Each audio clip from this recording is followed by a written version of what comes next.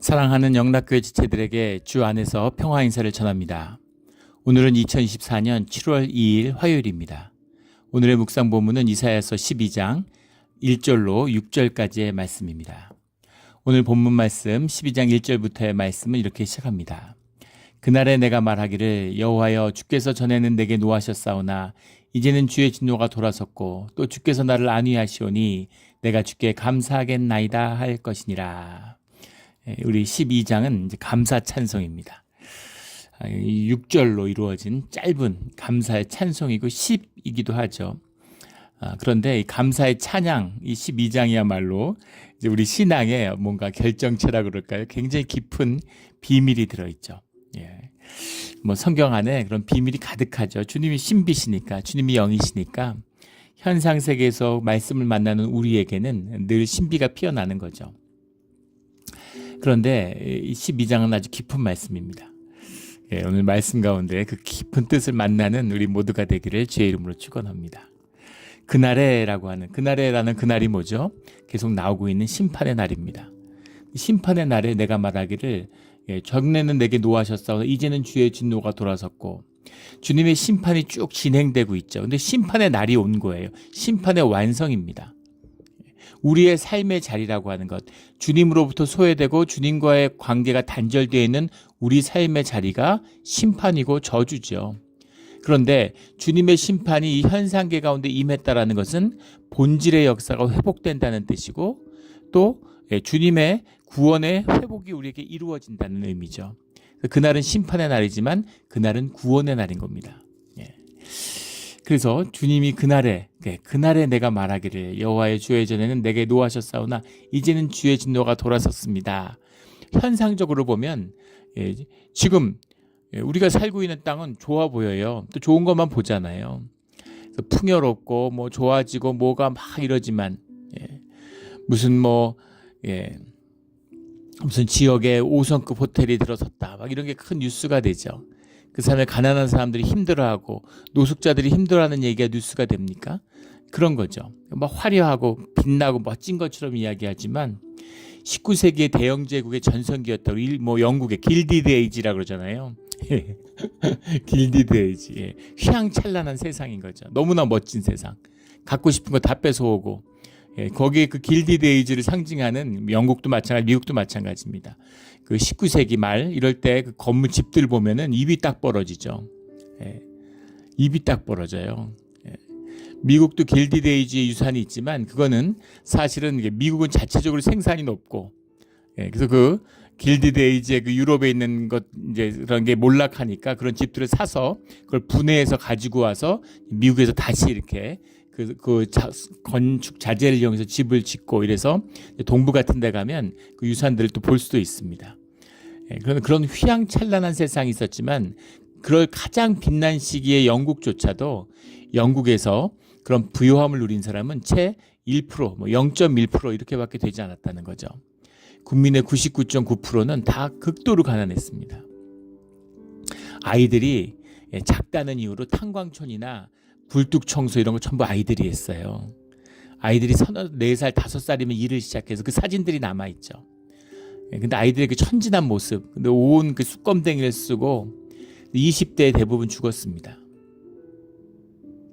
그런 세기였다는 거죠. 근데 그 시기를 아름답고 멋진 시기였다고 길디드 에이지라고 하는 거예요. 그게 인간의 악한 역사입니다.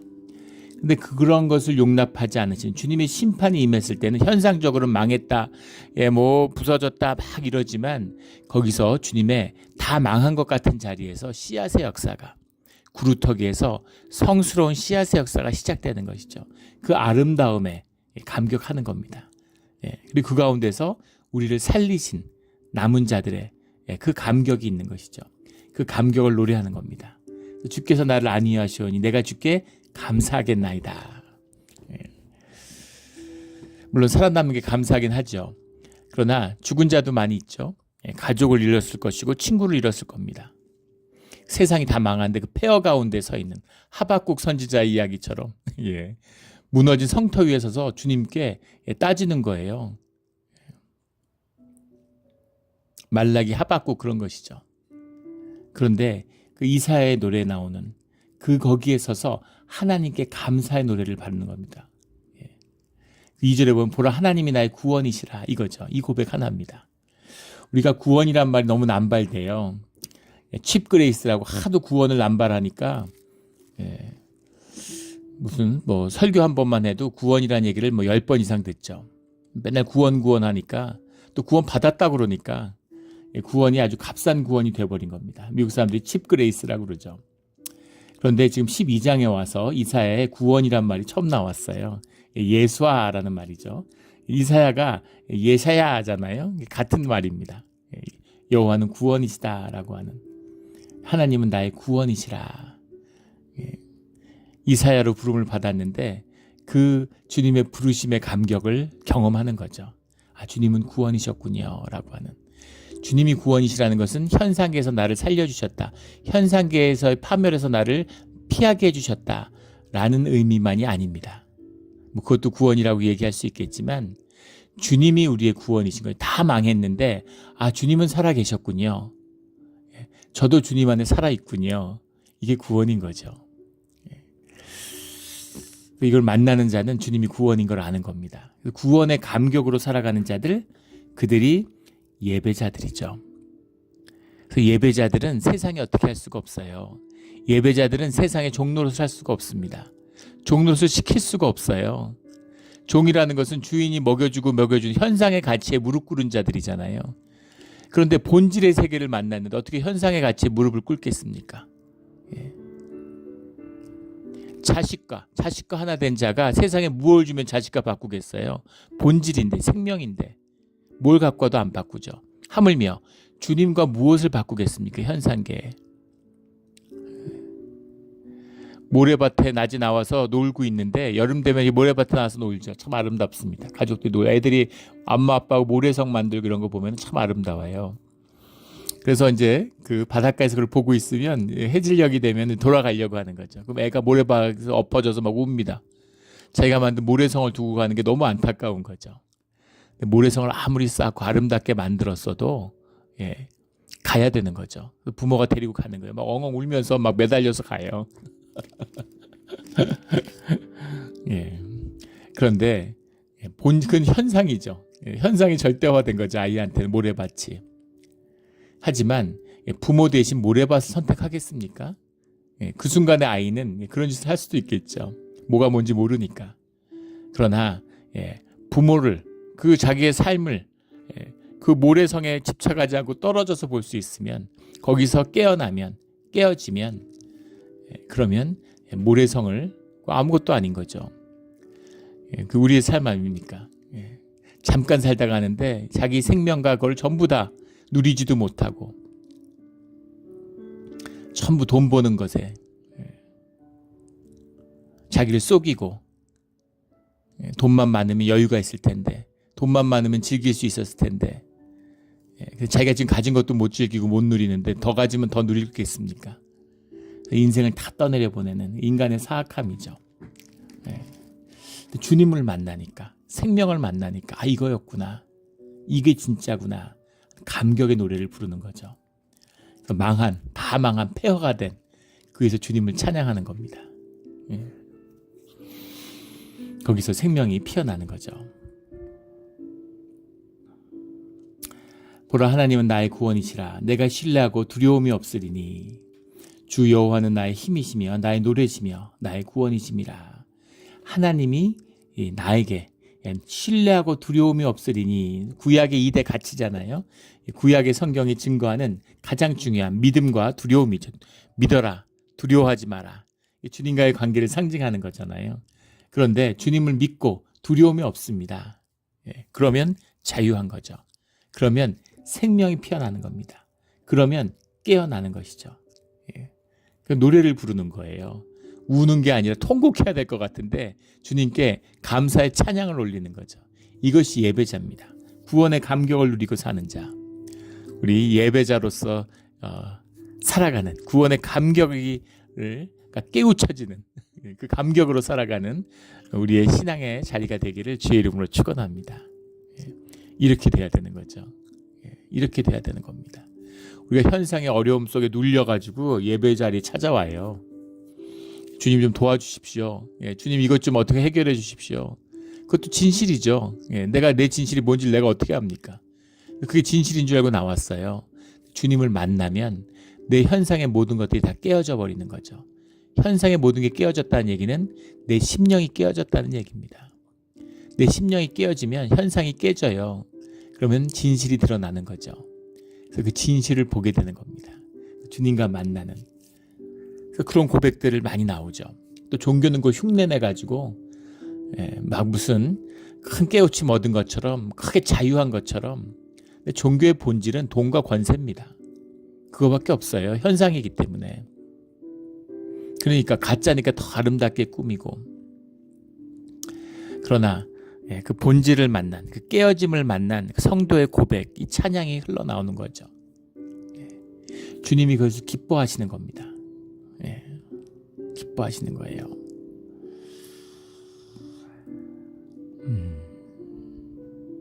한번 일제시대 생각해 보세요. 아들이 친일파로 막 출세해가지고 고등교 형사 됐어요. 맹활약을 해. 부모가 기쁘겠습니까? 그런 짓 안 했으면, 고등교 형사 안 했으면, 해방이 다가오고 있는데, 일본이 망하는 걸 아는데 그 자식을 보면 얼마나 안타깝겠어요. 이 녀석 어떡하나. 해방 왔는데 감옥 가면 어떡하나. 걱정되지 않겠습니까? 근데 아들은 기쁜 거죠. 막 칭찬받고 일본 총독부에서 표창장 받고. 생각해요. 현상계 안에서도 심지어 그런 것이죠. 주님, 현상은 망한 것 같은데 고등교 형사에서 잘렸어요. 쫓겨났어요. 본인은 비통해. 부모는 안도하는 거죠. 잘 됐구나. 아유 정말 그만뒀어야 되는데 어떻게 나오나 했더니 잘렸구나. 너무 잘 됐다.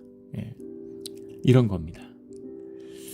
구원의 감격을 노래하는 3절에 그러므로 너희가 기쁨으로 구원의 우물들에서 물을 기르리로다. 주님이 구원이 되셨기 때문에 주님을 만나니까 다 잃고 나니까 주님이 계셨네. 의지할 것이 없으니까 주님께 의지하게 됐네. 주님이 구원의 우물이 되셨다. 마르지 않는 구원의 우물에서 물을 깃게 됐구나. 이제 생명과 닿아서 생명이 피어나는 역사가 있겠구나 라는 거죠. 이것을 디아스포라의 유대인들이 경험하게 되는 겁니다. 나라를 잃고 법을 잃고 권세를 잃고 재산을 잃으면 다 잃은 줄 알았는데 어디 가도 잘 사는 것이죠. 어디 가도 주인 노릇하는 것입니다. 다스림의 권세가 있고 생명의 근원 주님의 말씀에 다 있으니까. 유대인들은 재산을 물려주지 않고 돈 버는 법을 물려준다 이런 게 있죠. 우리가 막 음악 공부시키고 이런 거 다 유대인의 문화에서 사실 나온 겁니다. 바이올린 막 레슨 시키고 아이들한테 지식을 가리키고 학교를 중시하고 쫓겨나고 빼앗기다 보니까 재산 의미 없구나, 땅 의미 없구나 하는 걸 안 거죠.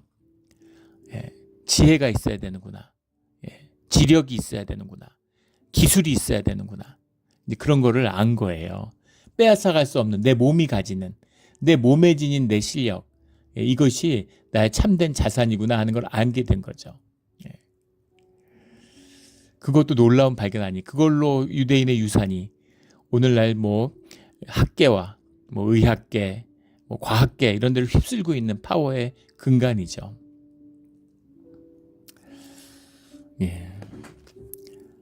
그 하물며 땅의 축복만 찾아도 사람들이 그렇게 복받았다고 좋아하는데 하늘의 축복을 받으면 더 말을 뭐하겠어요. 주님이 구원이 되셨다. 구원의 우물들에서 물을 기르리로다. 이 말씀을 보면 예레미야 2장 13절에 말씀이 나오죠.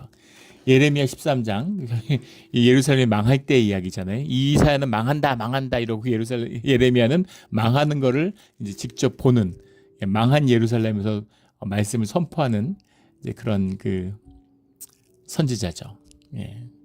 비극적인 현상적으로 보면 가슴 아픈 시대를 살았던 그런 선지자들입니다. 예레미야 2장 13절에 보면 내 백성이 두 가지 악을 행하였나니 두 가지 악이 있다고 얘기합니다. 곧 그들이 생수의 근원되는 나를 버린 것, 그게 하나죠. 모든 생명의 근원, 모든 축복의 근원이 되는 주님을 버렸어요. 물이 많으니까 물은 당연히 있는 것이지. 우리가 공기에 감사하지 않는 것처럼 공기가 없으면 다 죽는데 물이 제일 중요한데 물은 귀하게 생각하지 않고 코카콜라, 위스키, 와인 이런 거 좋아하는 거죠. 물의 감사함을 몰라요. 그러니까 물의 근원을 중요하게 여기지 않는 거죠. 생명의 근원인데는 주님을 버린 것입니다. 그게 첫 번째 죄고, 두 번째 죄가 뭐냐면 스스로 웅덩이를 판 것이다 라는 거예요. 그것은 그 물을 가두지 못할 터진 웅덩이들이니라. 물의 근원이 없는데 웅덩이를 스스로 파요. 그래서 웅덩이를 판다는 게 무물을 파는 거죠. 이거는 내 힘으로 내가, 주님이 물을 안 주시는데 내가 팠다고 내 우물에 물이 차입니까? 근데 그걸 파서 내 우물이 크니 네 우물이 크니 이러고 더 큰 우물, 여러 개의 우물을 가졌으면 자신이 그 물을 소유했다고, 그 물이 내 거라고, 그리고 으스대고 그걸로 사람들 핍박하고 그걸로 돈을 뜯고 이러면서 좋아하는 거죠. 근데 그것은 터진 웅덩이다. 그걸로 복받지 않아. 그런 거예요. 사람들이 세상에서 오니까 돈만 가지면 복받은 줄 압니다. 돈이 저주가 되는 거죠. 주님이 함께하지 않으면, 돈을 다스릴 권세가 없으면, 생명이 없으면 돈이 사람을 노예로 만들어요. 그게 사람들의 가치가 이전된 거잖아요. 사람들의 신뢰가 이전된 거잖아요. 우상이죠. 영적인 파워가 있어요. 돈에 묶이면 답이 없습니다. 인생이 비참해지는 거예요. 우리가 맨날 보잖아요. 그 막 무슨 재벌들이라 그러면서 부모 자식 형제 간에 원수지고, 자식이 부모 막 고발하고, 자식이 부모가 자식 고발하고 막 싸웁니다. 내 배 아파 낳아서 내가 희생해서 키웠는데 자식하고 원수가 돼요. 부부가 원수가 돼요. 재벌의 이혼 소송이 세상을 떠들썩하게 하고, 말만 부부지 그게 무슨 부부입니까? 아무 의미도 없는 건데, 돈 때문에 막 살기도 하고 돈 때문에 헤어지겠다 그러고 재판하고. 돈이 없었으면 더 나았을 텐데 돈이 저주가 됐구나. 정말 저렇게 될 거면 돈이 없는 게 낫겠다, 이런 생각이 듭니다. 그런 거죠. 이 두 가지 죄. 그런데 구원받은 자들은 구원의 우물물이 열렸어요. 그 물을 마시게 되는 거죠. 오늘 12장에는 이 구원이라는 말씀, 이 구원을 만나는 겁니다. 구원을 만나요. 이 기쁨을 노래하는 것입니다. 너무 좋은 것이죠. 이 구원의 기쁨을 뭐라고 얘기할 수 있겠어요? 평생 연애 안 해본 사람이 처음 연애하면 그 연애의 기쁨, 물론 그것과 비교도 할 수 없는 거지만, 연애의 기쁨이 무엇인지를 아무리 얘기해도, 우리 그 애들이 그런 얘기를 해요. 막내가 연애하고 그러면 돈도 많이 쓰고, 연애를 하면 뭐가 좋은지 모르겠다고. 아직 모르는 거죠. 모든 걸 다 써도 연애하는 게 기쁨이 있는 거죠. 연애의 기쁨이 그걸 뭘로 말하겠습니까? 타고르가 그런 유명한 노래를 했죠. 세상의 아름다움을 찾아서 세상을 방황했는데, 아름다움을 찾지 못하고 집에 돌아왔는데 집 문 앞에 이 문지방에 서려진 아침 이슬에서 아름다움을 찾는 거죠. 감격의 눈물을 흘리는 겁니다. 물방울을 매일 맺혔는데 태어나서 물방울 처음 봤을까요?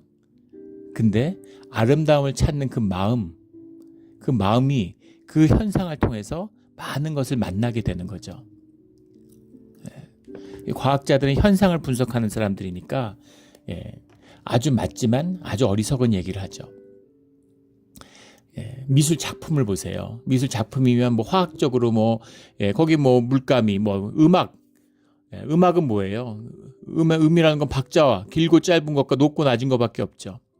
리듬과 박자밖에 없어요. 그걸로 다 분석이 됩니다. 하지만 아주 추한 음악도 있고 아름다운 음악도 있죠.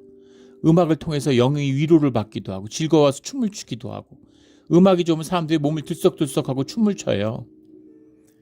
음악이 뭔데? 그런 말이 있죠. 음은 영의 표현이 아니라 영 자체라고. 음악은, 우리 영은 소리와 굉장히 밀접히 연관되어 있습니다. 음악을 들으면서 우리 영이 풀어지죠. 음악을 통해서, 찬양을 통해서 주님께 나아갑니다. 그 음악을 통해서 무언가를 만나는 우리의 심령이 있잖아요. 그림을 통해서, 그림도 물감인데 물감 찍고 해부도 나눠보면 질서가 있겠지만은 다 물감이잖아요. 종이하고 물감밖에 더 있어요. 그러나 그 속에서 다른 세계를 보는 그런 감격이 있죠.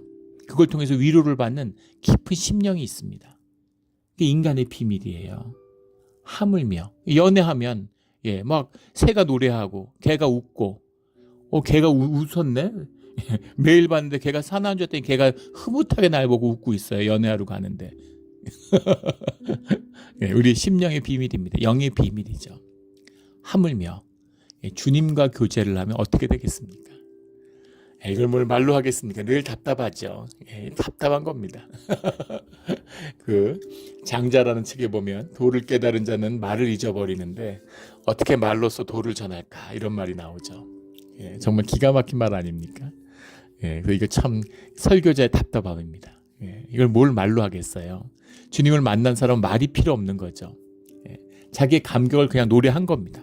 근데 이걸 뭘 분석하고 뭘 이걸 이렇고 저렇고 막 신학적으로 논의를 하고 이게 무슨 말인지 모르는 거죠. 주님을 만난 사람은 이 노래를 듣고 아는 겁니다. 아, 이 사람 이사야는 주님을 만났구나. 주님을 만나는 기쁨을 노래하는구나. 이 기쁨과 이 감격이 있는 겁니다. 구원의 우물물에서 물을 기르리로다. 이걸 길러야 되는 거죠. 그날에 4절에 또 너희가 말하기를 여호와께 감사하라. 그의 이름을 부르며 그의 행하심을 만국 중에 선포하며 그의 이름이 높다 하라. 여호와께 감사하라라고 하는 거. 감사가 뭐예요? 감사의 핵심은 자원함입니다.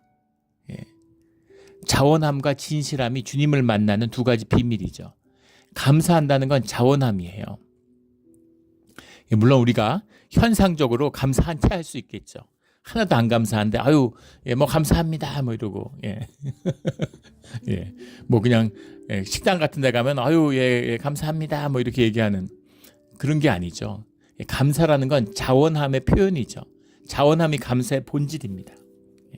그런데 자원함이라고 하는 것은 신앙의 핵심적인 비밀이 있어요. 씨앗의 비밀입니다. 성스러운 씨앗을 주시는데 그 씨앗이라는 것, 생명의 씨앗을 주셨다. 주님의 형상을 우리에게 주셨다. 그 씨앗이라고 하는 것 안에는 완전함이 들어있습니다. 온전함이 들어있어요. 그래서 그 씨앗이 이 현상계 가운데 생명의 씨앗이 땅에 떨어졌는데 그게 열리기만 하면 되는 거예요. 열리면 되는 겁니다. 열리면 씨앗의 그 안에 있는 모든 가능성, 생명의 가능성들이 피어나요.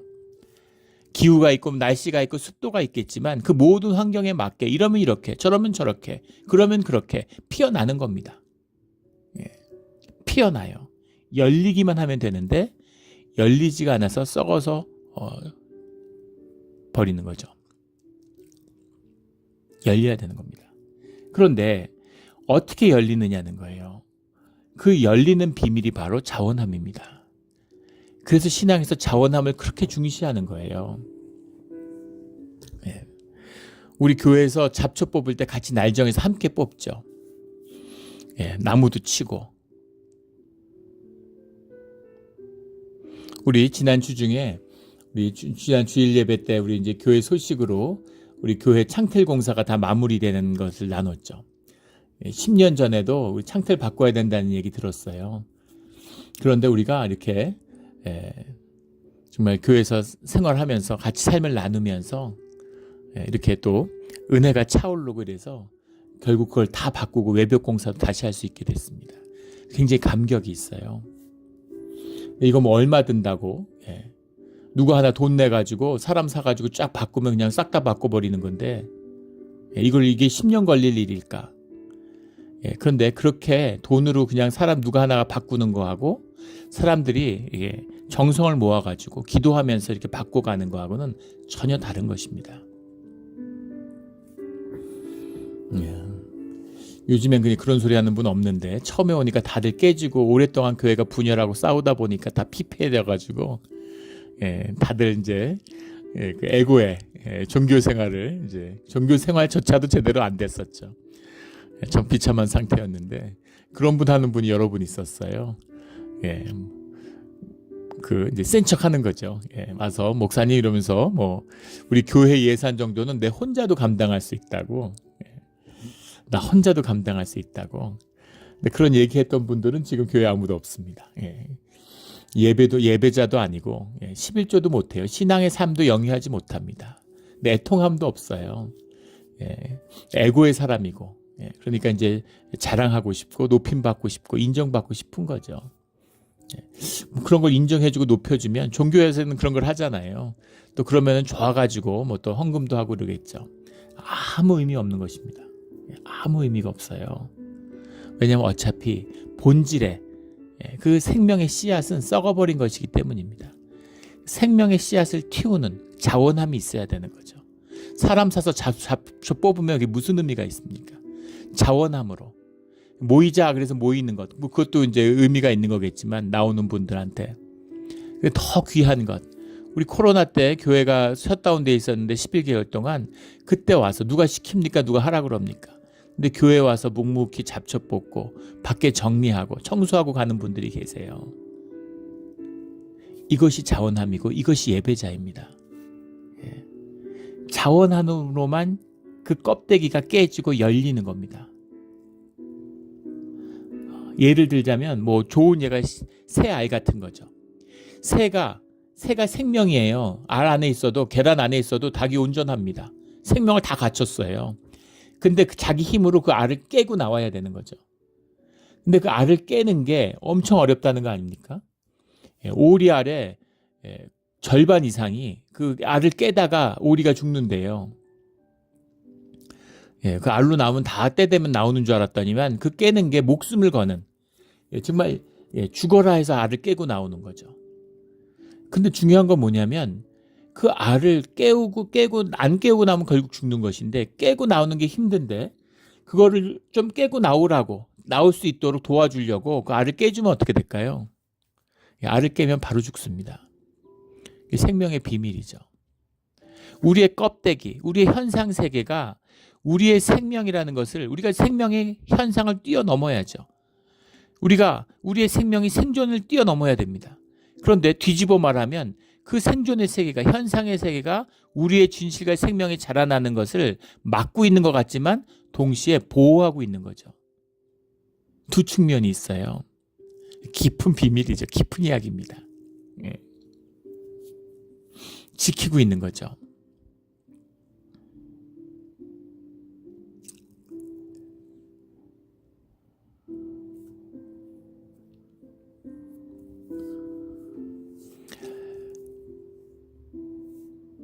그것을 이제 깨고 나오면 내가 깨야 되는 거예요. 그것이 자원함입니다. 그게 자원함이에요. 누에꼬치도 마찬가지죠. 누에꼬치가 스스로 자기 누에를 꼬치를 깨고 나와야 나비로 피어나는 거죠.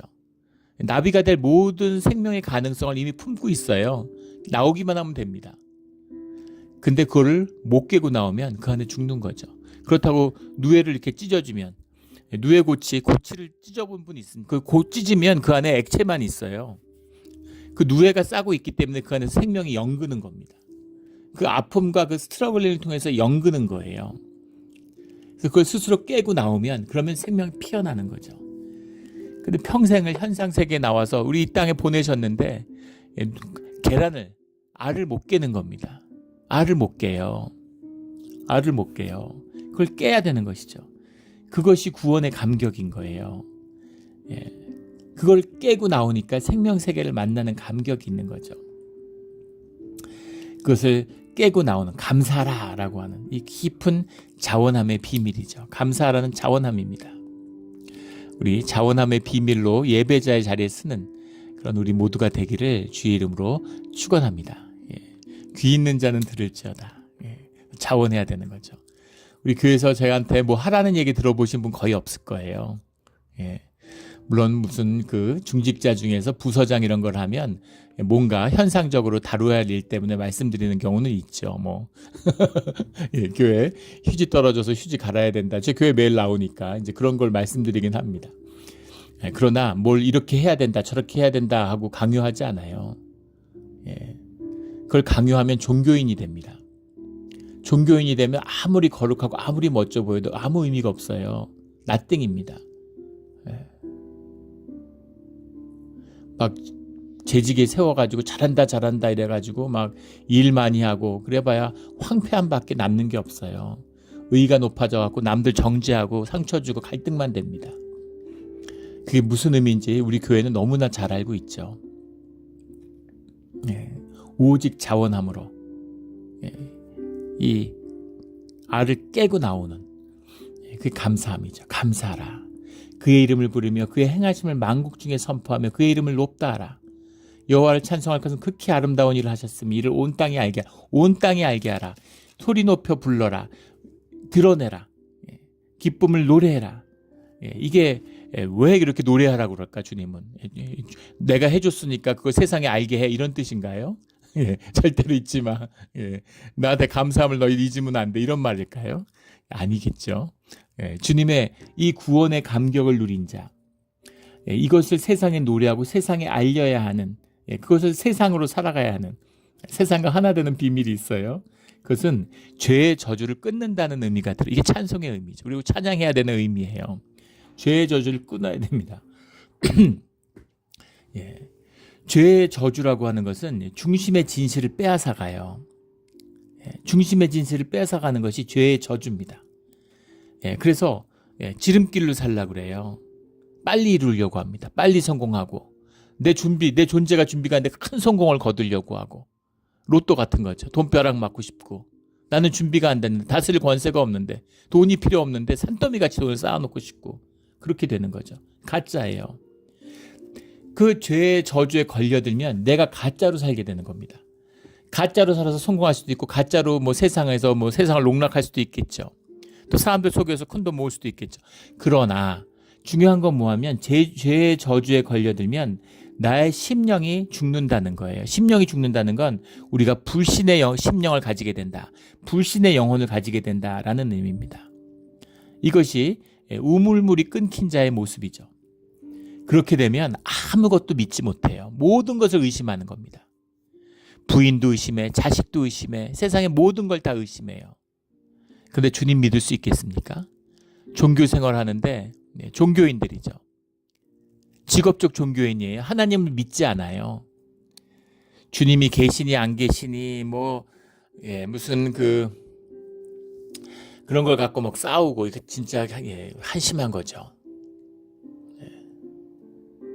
너희 부부관계 가짜지.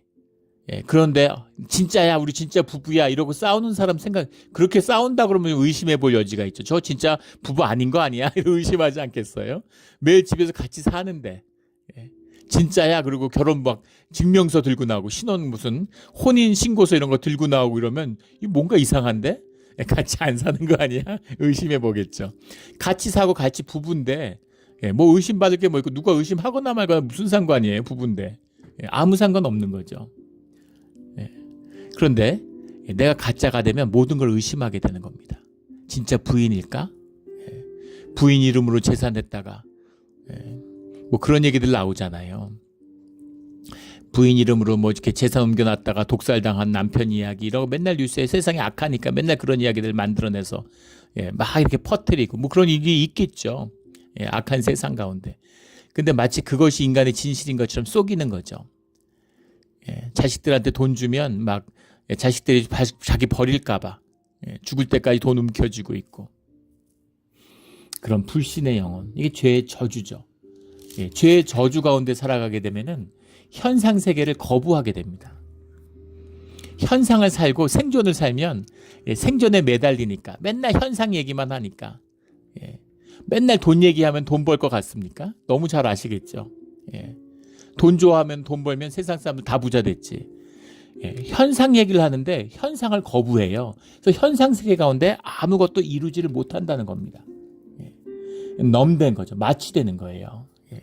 왜냐하면 아픔을 피하고 유리하게 되어 있습니다. 우리가 본질의 생명의 자녀로 이 땅에 보냄을 받았는데 본질의 자녀, 진실의 자녀로서 현상세계, 거짓세계를 살아간다는 건 아픔이에요. 그 아픔, 알을 깨는 아픔이 있어요. 생존을 뛰어넘어야 하는 아픔이 있습니다. 생존을 뛰어넘지 않았는데 생명이 열리는 거죠. 그게 종교의 거짓이죠. 그런 세상은 없어요. 그런데 그런 것처럼 편안하고 안일한 것, 좋은 것처럼 은퇴하고 일 안 하는 게 좋은 것처럼 그렇게 자꾸 속이는 거죠. 일을 하는 게 나쁜 것처럼 땀 흘리는 게 나쁜 것처럼 아픔을 피하고 유리하게 되는 거예요.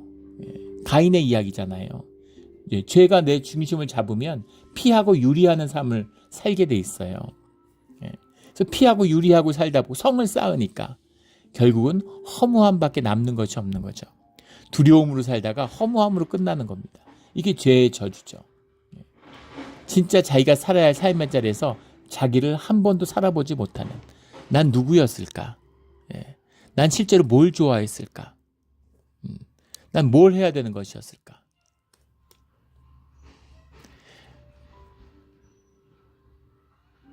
예전에 우리 큰애가 그 내셔널 지오그래픽 뭐 이런 사진 공모를 해가지고 그 아프리카 여행을 갔었죠. 나미비아, 남아공 이런 데 여행을 갔는데, 가기 전에는 나미비아가 뭐 세계 급빈국 중에 하나니까 거기 아이들이 되게 불쌍하고 안 됐을 거라고 생각했는데, 그 아이들하고 청소년들하고 거기서 만나고 애들하고 축구 시합하고 돼지 그 오줌통을 불어가지고 그 전설로 소문만 듣던 우리 아버지 할아버지 세대의 그 찻다는 그걸 아프리카에서 지금도 하고 있는 거죠. 돼지 오줌보에다가 그걸 공기를 불어가지고 그걸로 공차기라고 축구 시합을 했는데, 얼마나 재밌고 즐겁고 애들이 기쁨이 가득하고 애들이 꿈이 있고 활력이 넘치고 애들이 너무 좋더라는 거예요. 그러면서 미국은 병들었구나 하는 걸 알았다 이러더라고요. 풍요가 넘치고 우리 여기 몬트레이, 피지 같은 데 얼마나 잘 삽니까?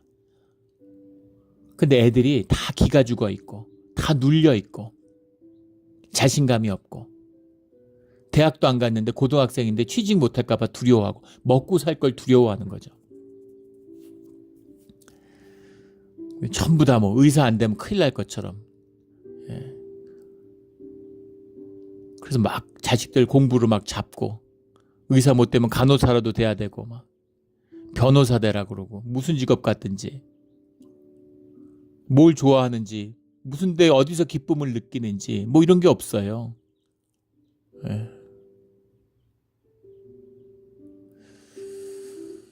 가슴 아픈 이야기죠. 생존에 무릎을 꿇으면 기쁨은 없습니다. 삶의 가치도 없어요. 노예잖아요. 그 무엇을 만들어내도 내 것이 아닌데. 그리고 자기를 속이는 거죠. 여유가 없어서 그래. 돈이 없어서 그랬어. 마취된, 그 다음이 뮤티니스, 억눌림입니다. 눌리는 것이죠. 나됨을 허용하지 않아요. 내가 눌렸는데 또 내가 나를 누릅니다. 삶의 진실을 만나는 게 두려운 거죠. 아픔을 만나기가 두려워요. 아픔입니다. 십자가 만나는 게, 우리가 종교적으로 얘기를 하고 교리적으로 얘기를 하니까 맨날 떠들지, 십자가를 만나는 게 나의 죽음인데, 내 에고의 죽음인데 좋을 사람이 누가 있겠어요. 육신의 죽음보다 사회적 죽음이 더 두렵습니다. 그러니까 왕따 당하니까 괴로워가지고 목숨을 끊잖아요. 사회적 죽음이에요. 내 에고의 죽음입니다. 그런데 그 깨진 것을 스스로 자원함으로 찾아오는 거예요. 찾는 것입니다. 탕자의 비유처럼. 그냥 먹을 게 없어서 돼지 쥐염 열매 사람이 돼지 쥐염 열매를 먹을 때에는 이미 사회적으로 사회적인 소셜 에고가 이미 한번 죽은 거죠. 제정신으로 돼지 쥐염 열매 먹겠습니까? 배고프다고 먹겠어요. 이미 만신창이죠. 그런데 아버지에게 오는 거예요. 부끄러워서 죽고 싶어서 아버지께 오고 싶었겠습니까? 에고가 살아있으면 못 와요. 돼지 쥐염 열매가 아니라 세상에 뭘 먹고 굶어 죽어도 못 옵니다. 그런데 자원함으로 찾아왔는데 정죄가 없는 것을 만나는 거죠. 정죄 없는 것을 만나는 겁니다. 주님이, 아버지가 정죄하지 않아요. 너 이걸 잘못했고 다음에 이걸 반성해야 되고, 너 왜 이건 이렇게 했니, 저건 저렇게 했냐, 이러지 않아요. 왜냐하면 아버지도 아프니까. 자식이 아픈데 아버지가 어떻게 안 아프겠어요. 더 아픈 거죠. 그래서 사랑의 만남이잖아요. 사랑이 있기 때문에 자식을 정죄하지 않습니다. 나는 아픔으로 스스로 아픔을 딛고 아픔을 찾아서 스스로 자원함으로 나왔고, 아픔 가운데 정죄함이 없는, 아픔과 아픔이 만난 거죠. 그럴 때 생명과 사랑이 피어나는 거예요. 그 사랑 안에서, 그 용납 안에서 내가 깨어지는 겁니다. 그 깨어짐이 성찰이죠. 그 아픔을 통해서 심판을 지나가는 것, 이것이 구원입니다. 예수님이 적절하게 말씀해 주셨죠. 비유를 들어서. 말씀의 비유를 들면서 돌에 떨어진 사람과 돌이 사람에게 떨어진 이야기를 하셨어요. 깊은 말씀이죠. 사람이 돌에 떨어지면 발 부러지고 다리 부러지고 머리 깨질 수도 있고 얼마나 아프겠습니까? 그런데 살아요. 살아나면 회복됩니다. 돌이 사람한테 떨어지면 어떻게 될까요? 가루가 되는 거죠. 끝나는 거예요. 자원함의 비밀입니다. 감사의 비밀이에요. 무슨 종교적인 무슨 일이 있어도 주님께 감사해야 돼. 하나도 안 감사한데 주님 앞에 나오면 감사의 찬송을 올려야지. 그게 아니라 자원함으로 내가 정말 썩어 문드러지는 것 같은데 내 심장이 정말 괴로워서 죽을 것 같은데 그 아픔을 가지고 자원함으로 주님 앞에 나오는 겁니다. 우리 감사의 찬송을 만나는 예배의 감격을 만나는 우리의 삶의 자리가 되기를 예수 그리스도 이름으로 축원합니다. 아멘. 기도드리겠습니다. 하나님 아버지 감사합니다. 귀한 말씀 주시니 감사하고 우리가 깨달아서 주님 앞에 나아가고 깨달지 못할지라도 주님 앞에 나아가서 깨어짐으로 그 자원함으로 깨어짐으로 나를 만나는 생명을 만나는 주님을 만나는 그런 우리의 신앙의 진실이 되게 하여 주시옵소서. 감사하며 예수 그리스도의 이름으로 기도드렸습니다. 아멘.